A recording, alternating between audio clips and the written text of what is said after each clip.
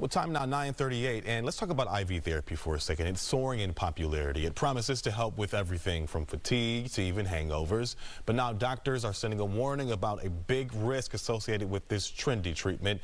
Dr. Regina Bessette McCain from Baylor College of Medicine joins me here this morning. Dr. McCain, thank you so much for joining me. I appreciate you. You're welcome. So I know you work in the emergency department. You see a lot of severe reactions relating to IV drips. Seriously?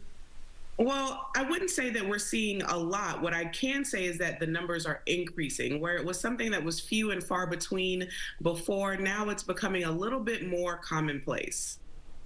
So these IV drips, I've seen Beyonce, she uses these when she's on tour. A lot of people go to these places if they have hangovers. They're not just used in medical settings. I mean, spas and clinics, people pay hundreds of dollars for these infusions. Are these things actually regulated?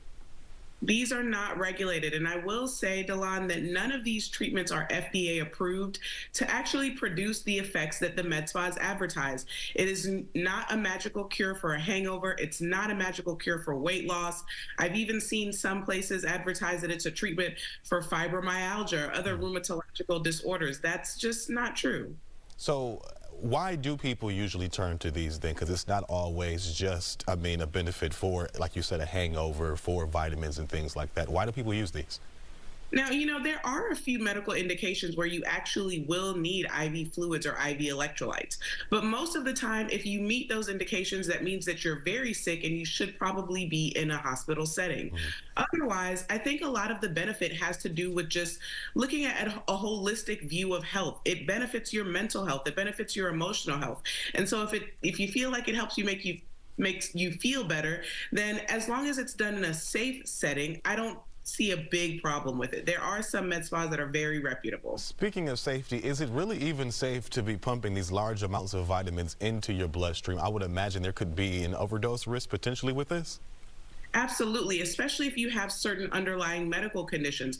For people who have certain heart diseases, kidney disease, or liver disease, excess fluid can be very detrimental and can build up in the body very quickly. Certain electrolytes that may seem innocuous or may be harmful to someone who is otherwise healthy, like potassium, calcium, and magnesium, can be deadly to people with underlying medical conditions. All right, Dr. Regina Bessette McCain with Baylor College of Medicine joining me here this morning. I appreciate you, doctor. Thanks so much. You're very welcome.